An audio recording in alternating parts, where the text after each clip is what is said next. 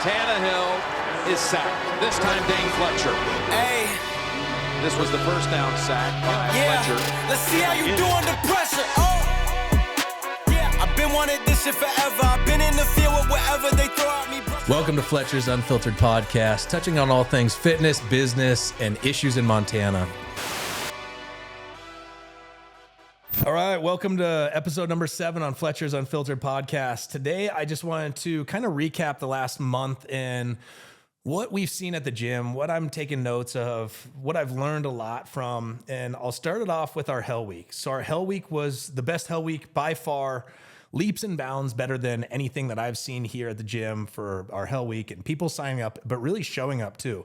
So out of 118 members that signed up, 110 of them completed Hell Week. So Hell Week was 5 days a week, so 5 workouts. A coach of ours picked a day and did a day and made it as hard as they could as far as coaches, but also that could take care of people so that they didn't get injured. But it was hell. The workouts were hell. Everything was tough about it. And for 110 out of 118 people to sign up and do it was beyond impressive to me. So I learned a lot that people just want to do hard shit together and feel that community, feel that accountability, and be in it together. And then you'll do it. And then you'll sign up and do it.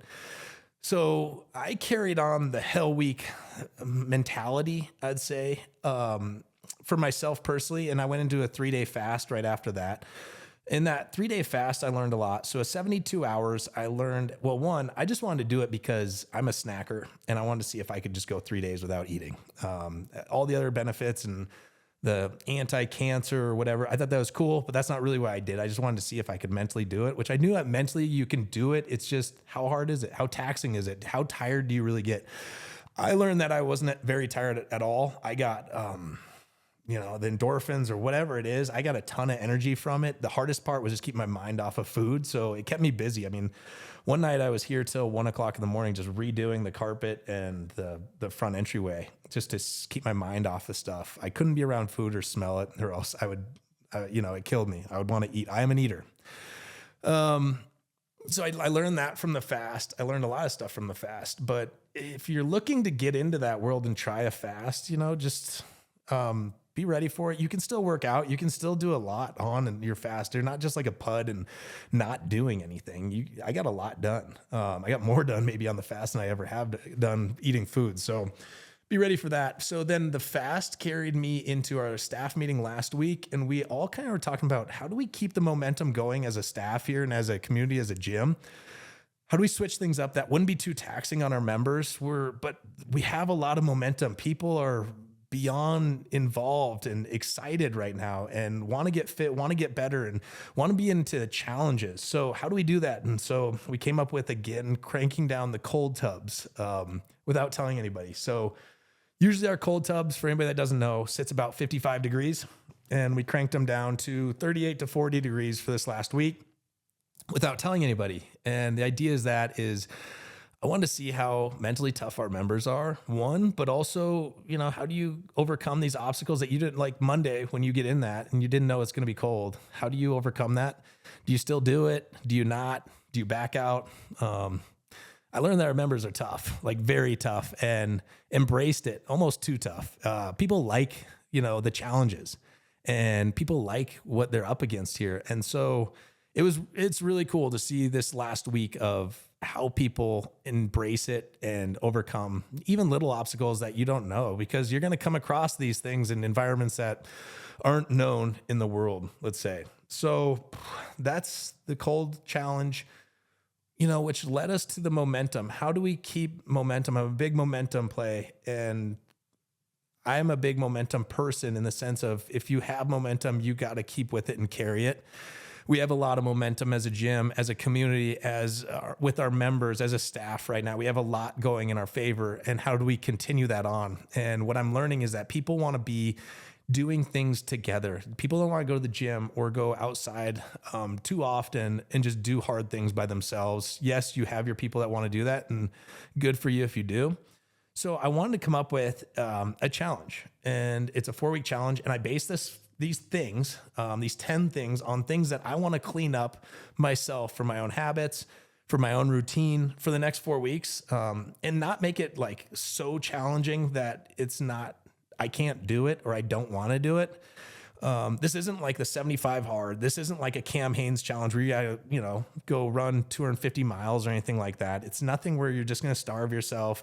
It's nothing where you're going to cut everything out of your system. The challenge is set up for you to be successful, to kind of build a few habits. Even if you build one habit out of this challenge for the next 4 weeks, I think that's a huge win.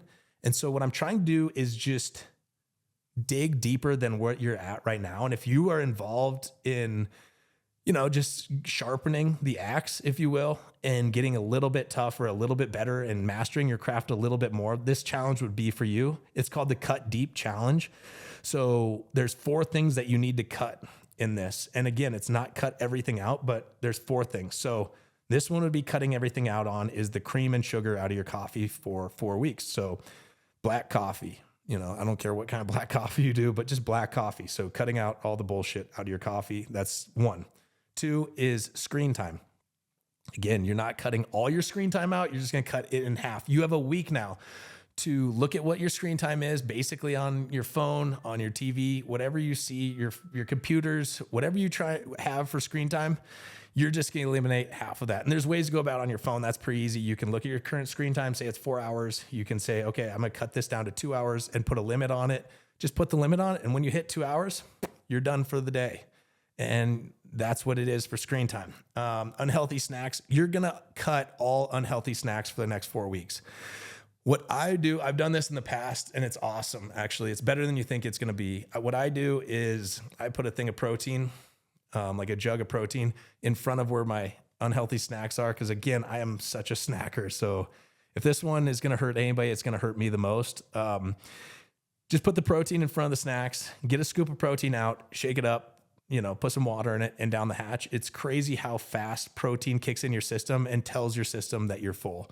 You just got to give it some time and it kicks in and it'll help you a lot. I've done it with a lot of members. It helps, just do it. So cut out unhealthy snacks. That's number 3. Number 4 is alcohol and nicotine. And again, you're only cutting them in half. So it's not the whole thing. It's in half. If you do nicotine, just cut in half. If you do alcohol, just cut in half. I quit nicotine, 6 months ago. It's like the best thing I've ever done just for my own sleep. Besides that, I don't notice very much, but for my own sleep, I sleep way better not having nicotine in my system. But if you're doing it and you just want to cut down on it, cool, man. Just cut down on the nicotine in half. Just start measuring what you do, and just do half of that. And same with alcohol. I think that people that don't drink, it's good for them. It's great. They're usually not as fun. And so I'm not asking you to go out for the next 4 weeks and not drink. I'm just saying, like, when you do drink, just cut it in half. So if you usually have, 30 cocktails like me, you're going to have like 15. So that's the basis of cutting it down in half. Again, it's up to you. The half thing, you got to do it, but it's up to you what your half is. So you have a week to measure what half is. Okay, so that's the cut. Now here's the routines per week that you need to add. There's 6 things. It goes 6, 5, 4, 3, 2, 1. So 6 times a week, you're going to wake up before 6 a.m. You're just going to wake up. That's pretty easy to do. 5 times a week, you're going to work out. 4 times a week. Okay, and on the workout, on the 5 times a week of workout, you don't have to just come to the gym or my gym or anything like that. You could just work out. If you don't know what to do for a workout, we'll give you access to our online app, and which we haven't even put out to the market yet. And we'll give you free access to the 4 weeks of working out, because I want to get people started with the workouts. I'm not trying to sell anything right now. I just want to get you going, and then you have something to do for 5 workouts a week. 4 times a week, you need a morning regimen. If you don't have a morning regimen already, you could go out and take a walk. You could go, like some people go walk on grass and like earth. You could go earthing. I don't give a shit what you do for a morning regimen, as long as you get up and start moving 4 times a week. What I do is I work out with my kids 4 times a week. So if you have kids and I've always wanted to get them going with workouts, I'll put a link in my bio, and I'll do the workout that I do with my kids. And it's up to you what you want to do for reps and sets and anything like that. I think I'm up to 2 sets of 12 reps of everything, and it's pretty simple, but I'll have that workout in my link in the bio just so you have it. And we'll have it on our app as well down the road, so people have what to do with your kids. 3 times a week, you got to recover. And again, if you come to the pit, it's easy. We have a sauna, hot tub, cold tub. We tell you what to do to recover. So you just do that 3 times a week. If you don't come to the gym, that's fine too. You could go in creeks or lakes or whatever and jump in and just recover. You could do that for 3 minutes. You could just jump in the lake for 3 minutes and you're covered. Or if you just want to do it at home, do a cold shower. Do 3 to 5 minutes of a cold shower. I don't really care. Again, this one's up to you. We're trying to build some habits and get you out of your comfort zone and just maybe like toughen you up a little bit. I'm not trying to like make you the toughest person in the world in 4 weeks, but this is like step 1. And everybody thinks, I went surfing last weekend and there's snow, on the banks of the lake and the water's cold, but everybody thinks like I'm built different. And I promise you, I'm not built any different than anybody else. It's hard. It's really hard. And I got some extra layers, but I'm still sitting at say like 11% body fat regularly. And so it still gets to my bones. Like it's still cold. It's still not fun. Mentally, it's still exhausting, but you do it. And once it's over, it's over. It's just not that taxing. You just do it. So you just start doing hard shit, and you'll appreciate it later. 2 times a week, you're gonna go out and hike. So I think a staple in Montana and Bozeman here is to go hike the M. I think that's awesome. If you want to go hike the M for every hike 2 times a week, cool. That's great. But I'm gonna really attest you to go on different hikes around the valley or wherever you're at. Just like go to different trails that you've never been on, do new stuff, explore new areas. There's too many people I know that live here in Bozeman, and including myself, that don't know what we have around us well enough. So I'm going to do it myself. I'll post it. I want other people to post it, like where you're going, cool stuff to get outside your comfort zone and check out new shit. And it's gonna be a little bit hard maybe, but again, go as hard as you want on these hikes, but go see new stuff and do it twice a week. That's it. And then the last one, I think it's a forgotten art now on calling somebody and giving a shit. So 1 time a week, you got to call somebody. Yeah. Like get over it. Not a text. Call somebody new each week. So that's 4 calls total in this challenge, and just check in on them, see how they're doing. Just talk to them. Again, it's a lost art, just calling and talking to somebody. So you got to do that. I don't think it's that hard of a challenge, and it's things that we already know. It's things we know we need to get better in. And now here's the kind of the kick in the ass that we all get to do it together and have a little accountability between each other to do it. I think I'm looking forward to it because I need it. It's going to start May 27th. So the Tuesday after Memorial Day weekend, again, so you can go enjoy Memorial Day weekend, have at it, have fun. And then on that Tuesday, let's start fresh and let's get after it for 4 weeks together. The challenge is basically free. So you can technically do it for free, or you can sign up on the pit. And I'll have a link in the app. I'll have a link in my bio, I guess. And that link will be, you got to pay $38 or $58. That's the price of the shirt that I'm going to buy for you when you accomplish this challenge. And so if you do all the things that's asked for the regiment, and if you need the chart, I'll have a link in the bio for the chart as well, so you can track it.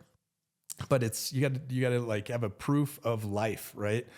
So the proof of life is 5 things, 5 of the routines for the week. You have to have 5 pictures per week of you doing them, whether it's working out, morning regiment, so you can take a picture of you working out with your kids or whatever. You can take a picture of you in the recovery or you on a hike or whatever it may be. Like take a picture of 5 things per week. I'll repost it for confirmation, and you got that. And then if you just do that for 4 weeks, then we'll get you a shirt. It'll be a free fly shirt. It'll be badass. And that covers the cost of the shirt, and that's it. If you sign up and then you don't accomplish this thing, don't ask for a refund. Your money will be donated to the next like Kamala Harris campaign. So something you hate, like that's where your money's gonna go to. So do it. So if you sign up, I'm telling you, you got a week to commit. That's over enough time. When I look for commitment out of things, people, it's less than a couple minutes. So if you have over a week to say, yes, I'm in and do this, you have plenty of time. So just commit.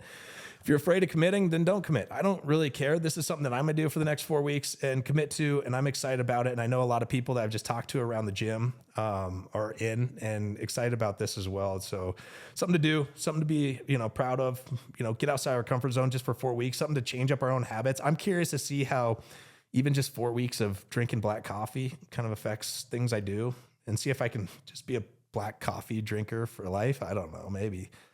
I doubt it. But yeah, I think that's kind of the basis of the Cut Deep Challenge. Sign up. Everything will be done kind of for you or in your hands, and I'll email you stuff as that goes out, and we'll just kind of roll from there. So this is episode 7. I hope everybody has a great weekend, and looking forward to getting after it after Memorial Day together.